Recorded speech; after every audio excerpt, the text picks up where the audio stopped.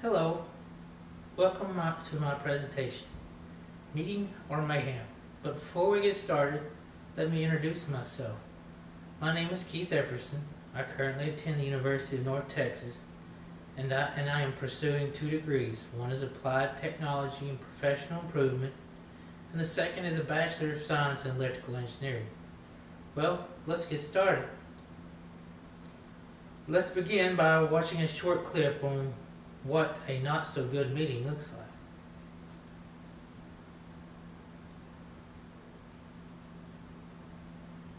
Oh, sorry I'm late, everybody, man. Oh, funny story, though. Did everybody get an agenda? Well, maybe he has a hidden agenda. Who are you? I'm Bob. I don't even work here. We need some ideas, right? We need some, hang on, we need some, we gotta brainstorm. If we're gonna be client focused and results focused, then we gotta be focused. What? On behalf of the tribe, I would like to vote Sean out of the meeting. But I forgot to keep the dog this morning. Why don't we try? Numbers, letters. What about? Well, end of this month or beginning of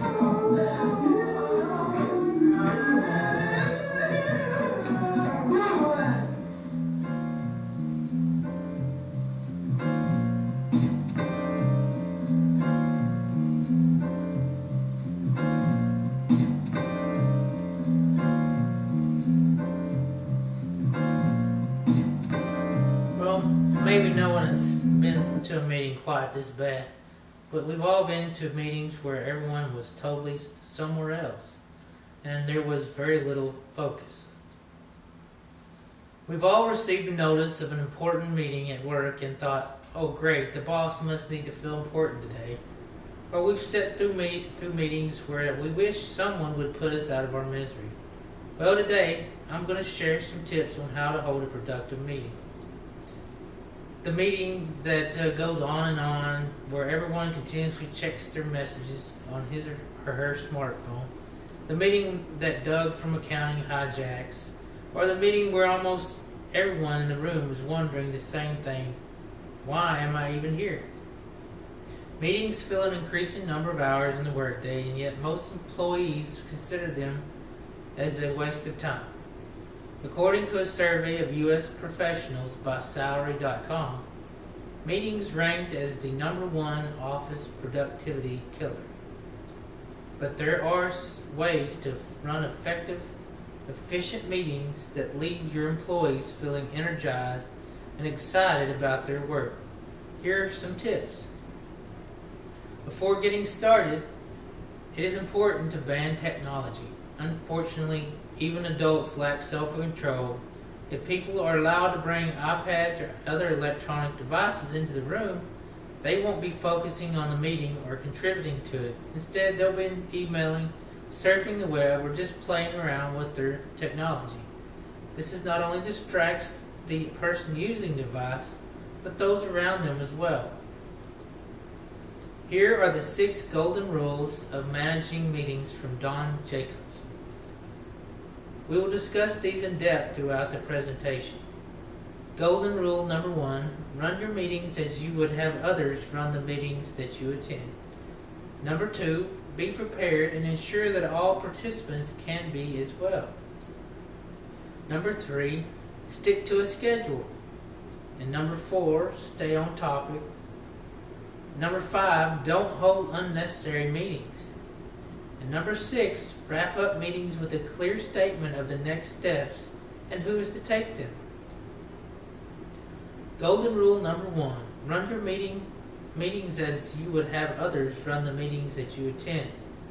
Running an effective meeting or being a good meeting participant is all about being considerate of others.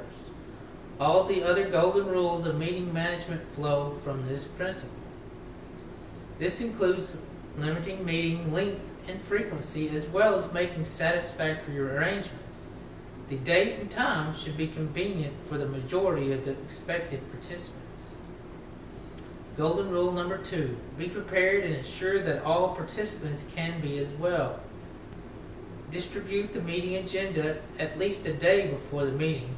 Earlier, if there is a lot of advanced reading or preparation to do, and make sure everyone has access to any relevant background materials.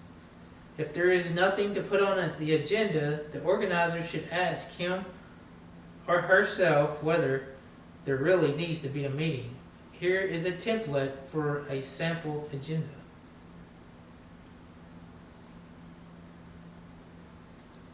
Be sure that for face-to-face meetings, the site chosen provides enough seating, media equipment, a comfortable temperature, proper lighting, and any supplies necessary. Prior to electronic meetings, it is important to check hardware and software as well as internet connectivity. Golden rule number 3, stick to a schedule. Start and end the meeting on time, or even earlier. Be on time. Arriving late shows a lack of consideration for all those who are on time. If all participants know that the organizer is going to start the meeting right on time, there's a much greater likelihood that everyone else will make the effort to be punctual. Don't wait for latecomers. Start the instant you're scheduled to. Soon enough, people will get the idea. No one likes to be embarrassed by straggling in during the middle of a discussion. Finishing in a timely manner is also crucial. If everyone agreed that the meeting would last an hour, the meeting should not run any longer than that. If someone in the group wants to extend the meeting longer than that was scheduled, make sure that you tell everyone that the meeting time has expired, then poll everyone to see if they want to extend the meeting for 10 or more minutes. Keep the agenda realistic. The time at which the meeting is scheduled is also important. Scheduling regular meetings for inconvenient times, example after the end of an official workday, can have a very negative impact on morale. Number 4, stay on topic. Encourage participation, but maintain order. Most groups have at least one person who tends to go off on a tangent or tell irrelevant stories during the meetings.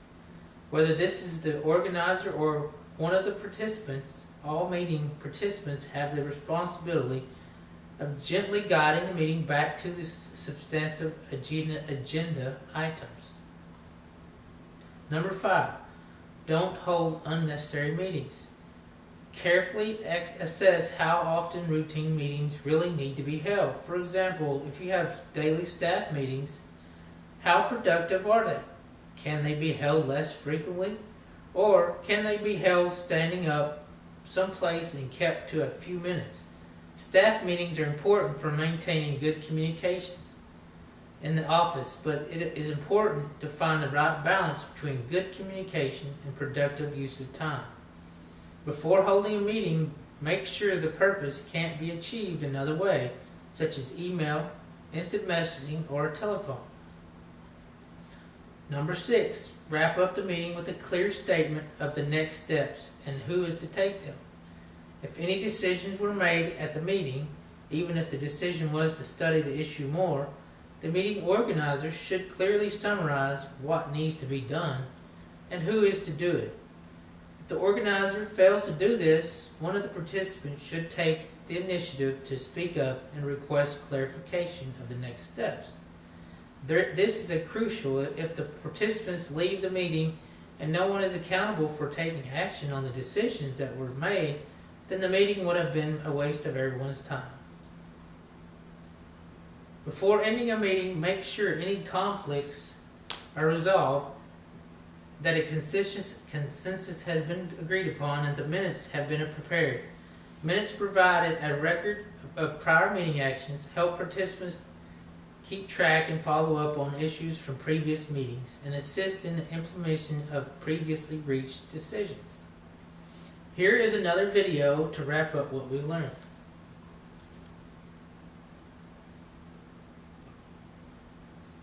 Hello, Hello, this is Alan Matthews from trainerthoughtcourses.com. I'm going to reveal 6 secrets of effective meetings, or how to survive meetings without losing the will to live. This is the popular view of meetings, a complete waste of time. But all that happens is that people gather together in stuffy, crowded rooms and wish they were somewhere else.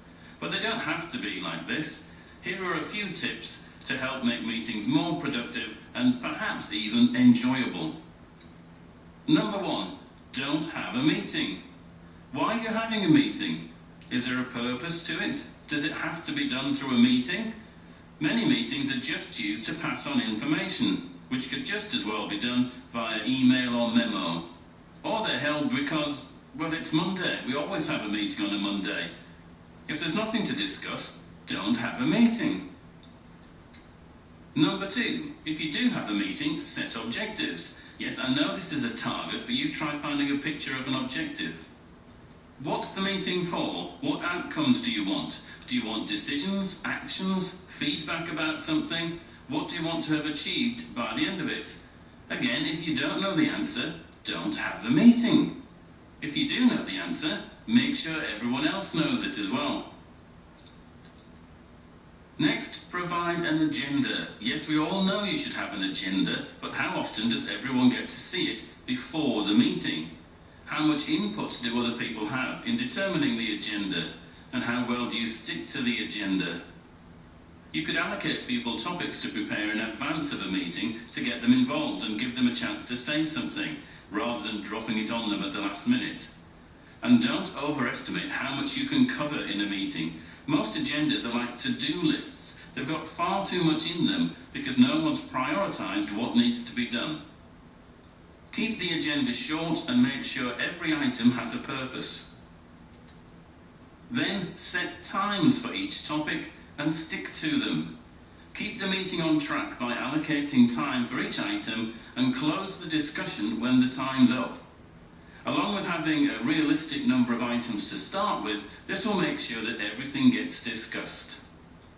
How many meetings have you been to where too much time is spent on the first few items and the others are missed out or rushed through at the end? Start and end on time. Don't wait around for people who are late. Some people do this on purpose because they assume you'll wait for them, or because meetings always start late. And don't let the meeting drag on past the time it was meant to finish. Nothing useful will get done and everyone will hate you.